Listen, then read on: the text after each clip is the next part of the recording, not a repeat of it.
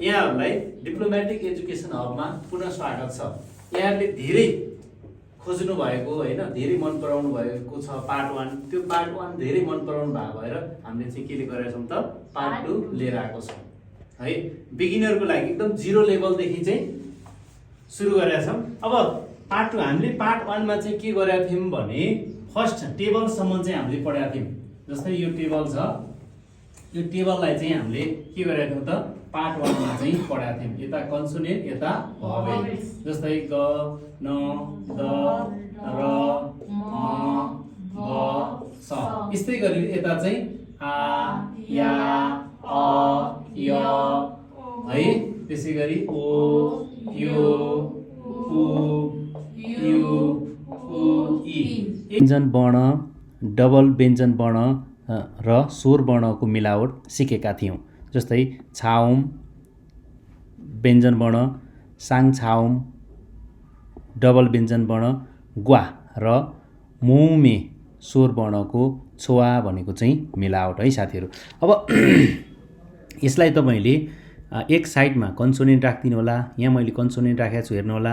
एक साइडमा चाहिँ यसरी भवेल राख्नु होला। जस्तै भवेलहरु हेर्नुस् त, आ, या, अ, य, ओ, यु, उ, यु, उ, इ।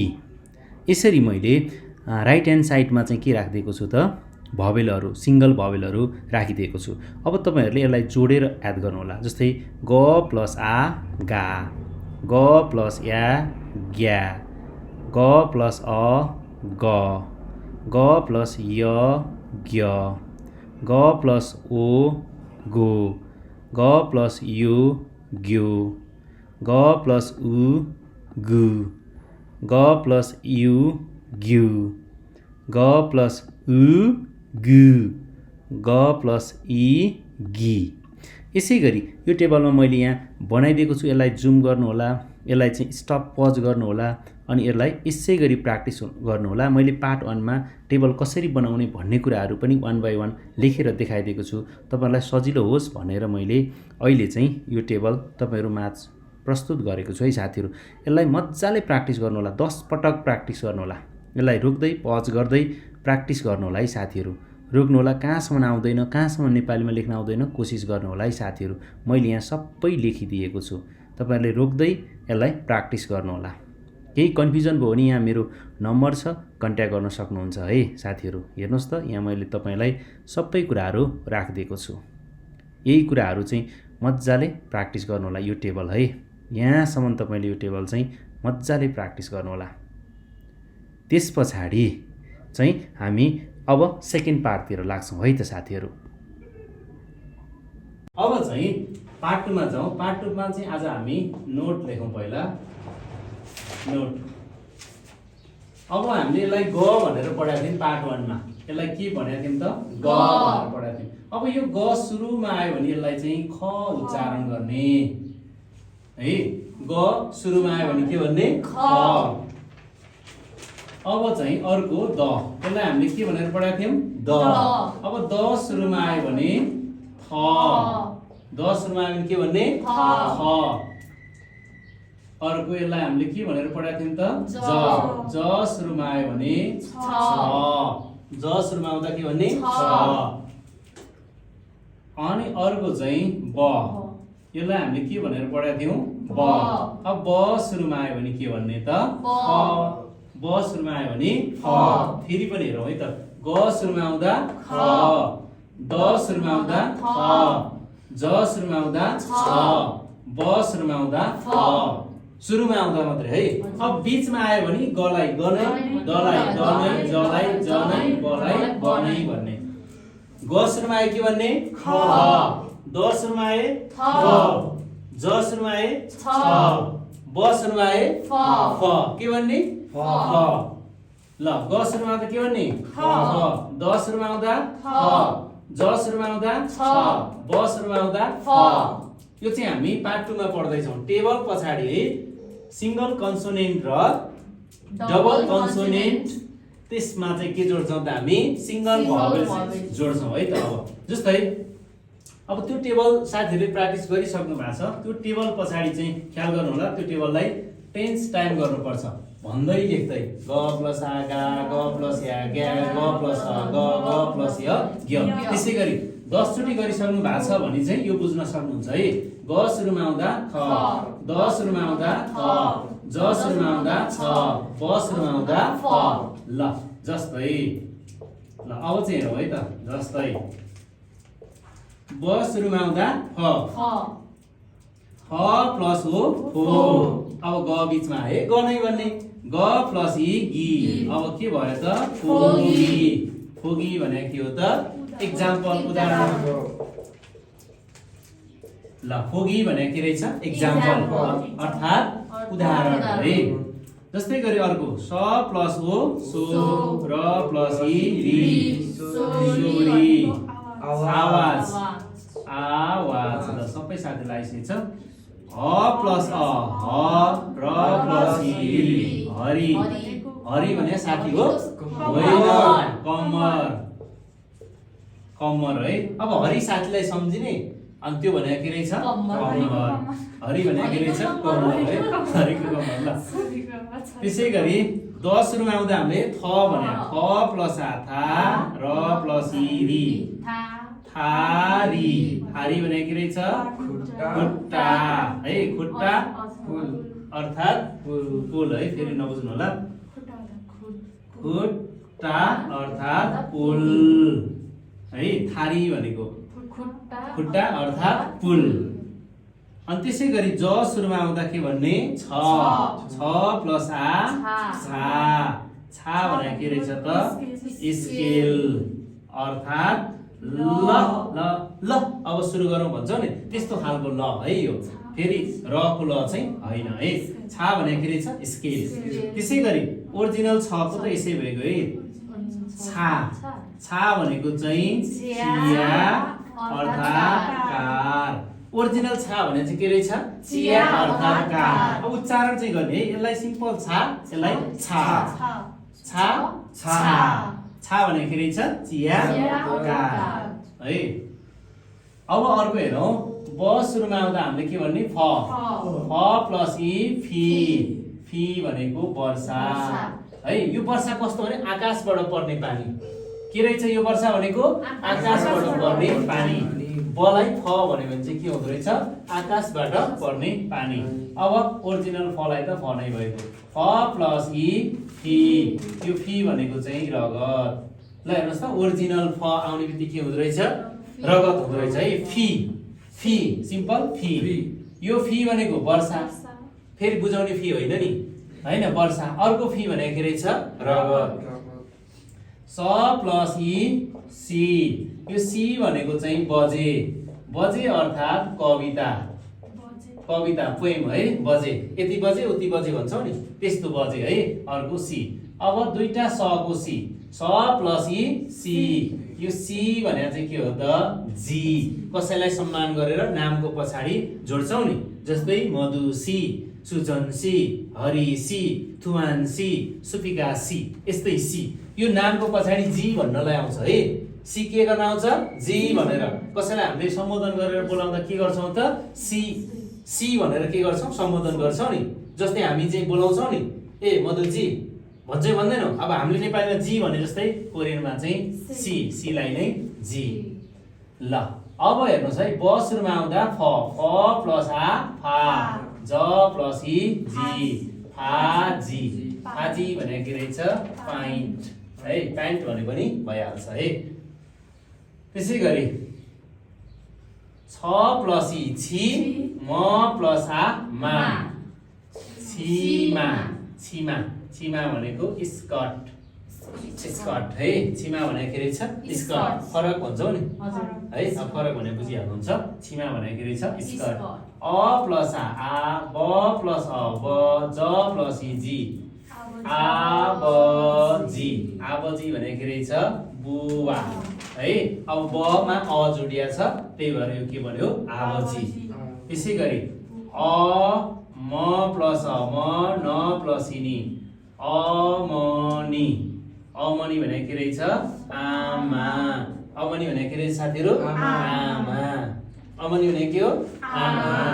अ प्लस आ ग प्लस इ गी आगी आगी भनेको के रहेछ बच्चा आगी भनेको के रहेछ बच्चा आई आई अब यो अलाई उच्चारण गर्दैनौ यसलाई गर्दैनौ त्यही भएर अ प्लस आ प्लस इ आई भने पनि बच्चा आगी भने पनि बच्चा आगी भने पनि बच्चा ग सुरुमा आउँदा ख ख प्लस आखा द प्लस आदा खादा खादा भने के रहेछ जानु खादा भने के हो जानु a plus O the plus आदा उदा उदा भने के रहेछ आउनु उदा भने के हो त आउनु खादा भने जानु उदा भने आउनु अब ज सुरुमा आउँदा छ छ प्लस आ छा द प्लस आदा छादा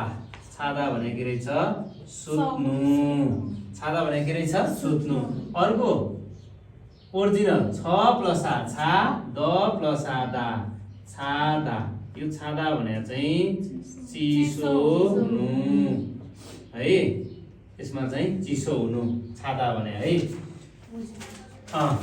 छादा भने के रहेछ चिसो हुनु ल साथीहरु फेरि एकचोटि हेरौँ है त हामीले के भन्यौ ग सुरुमा आउँदा ख द सुरुमा आउँदा थ ज सुरुमा आउँदा छ ब सुरुमा आउँदा फ यति कुरा चाहिँ पहिला के गर्नु पर्यो याद गर्नु पर्यो यति याद गरिसकेपछि चाहिँ हामी डबल कन्सोनेन्ट डबल भावेल पढ्नु भन्दा अगाडि यो कुराहरु याद गर्नु पर्यो त्यसपछि फेरि डबल भावेल्सहरु पढ्छौं है ग सुरुमा आउँदा हामीले फ भन्यौ फ प्लस ओ फो ग प्लस इ गी फोगी भनेको के रहेछ एक्जाम्पल त्यसैगरी स प्लस ओ सो र प्लस इ री सोरी सोरी भने आवाज ह प्लस ह र प्लस इ री हरि हरि भने के रहेछ कम्मर अब 10 सुरुमा आउँदा थ थ प्लस आ था र प्लस इ री हारी खुट्टा अर्थात टुल ज सुरुमा आउँदा छ छ प्लस आ छा छा भनेको स्केल अर्थात ल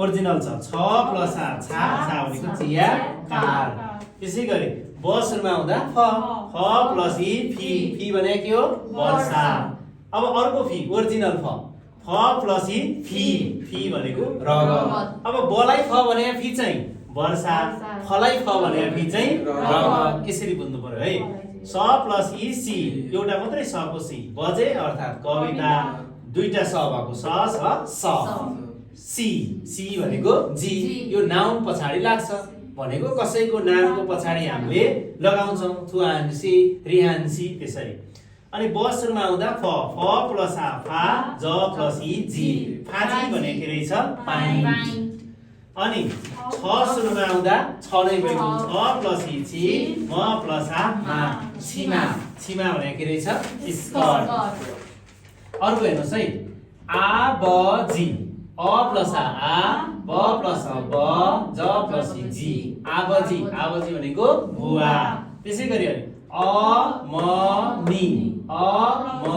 नि आमा आगी अ प्लस आ ग प्लस इ गी आगी भनेको बच्चा आई आई भनेको पनि बच्चा के रहेछ बच्चा रहेछ है ग सुरुमा आउँदा ख प्लस आ खा द प्लस आ दा खादा भनेको के रहेछ जानु a plus O the plus आ दा उदा भनेको आउनु अर्को ज सुरुमा आउँदा छ प्लस आ छा द प्लस आ दा छादा भने के रहेछ सुत्नु अर्को चाहिँ ओरिजिनल छ प्लस आ छा द प्लस आ दा छादा छादा भनेको चिसो हुनु पेट फुल्लिनु फुटबल हान्नु पनि है किक हान्नु पनि छादा नै हुन्छ है ल अब यति याद गरिसक्नु भएको छ भने म यसलाई मेट्छु है त अलिकति मिनै थपिदिन्छु अरु पनि थपिदिन्छु फेरि पनि थपिदिन्छु है फक्चङ हाँसी मासी हो चिन्ता नलिनुस् है त ल अब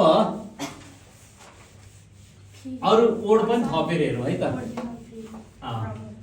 ल जस्तै यहाँ हेर्नुस् है ल स प्लस आ सा द प्लस आ दा सादा सादा भनेको किन्नु ल हेर्नुस् है सादा भनेको के हो त किन्नु अब फेरि अर्को दुईटा स को सा द प्लस आ दा सादा गुड है सस्तो हुनु अर्थात् प्याक गर्नु, प्याकिङ गर्नु, प्याकिङ गर्नु। अर्को भनेको के रहेछ? प्याकिङ गर्नु। यही सादा भने सस्तो हुने पनि हुँदो रहेछ, प्याकिङ गर्नु पनि है साथीहरु, सादा है। अनि त्यस पछाडी ब सुरुमा आउँदा फ प्लस आ फा, द प्लस आ दा, फादा। फादा भने के रहेछ? समुद्र। फादा भने के रहेछ त? समुद्र। अर्को फादा फ प्लस आ फा, द प्लस आ दा, फादा। फादा भनेको खन्नु। अर्को फादा भने के रहेछ? खन्नु। अनि त्यस्तै गरी ग सुरुमा आउँदा ख प्लस आ खा, ग प्लस गु, खागु। खागु भनेको फर्निचर अर्थात् परिवार।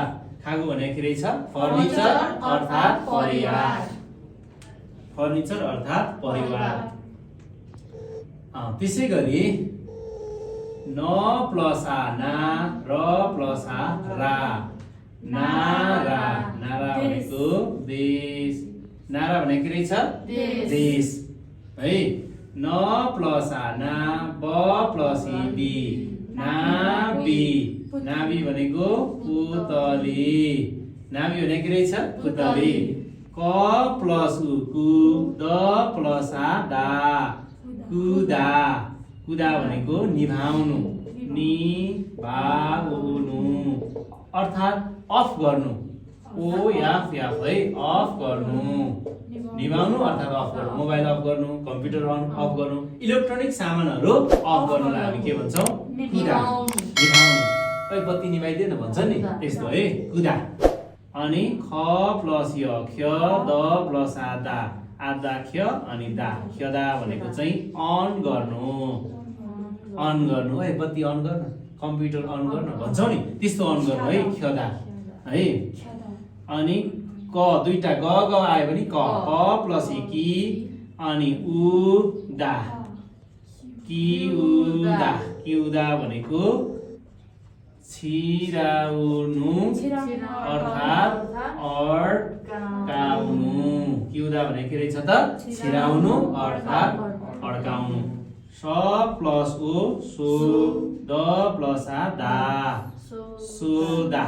सोदा भनेको के रहेछ? गोली हान्नु। सोदा भनेको के रहेछ? गोली हान्नु। सोदा भनेको के रहेछ? गोली हान्नु। अब द दुईटा भयो नि त, त प्लस आ ता, द प्लस आ दा, ता दा। तादा भनेको टिप्नु। तादा भनेको के हो त? टिप्नु। अब यति मिनिङ याद गरियो भने पनि हामीले सुरुमा धेरै कुरा सिक्न सक्छौँ के।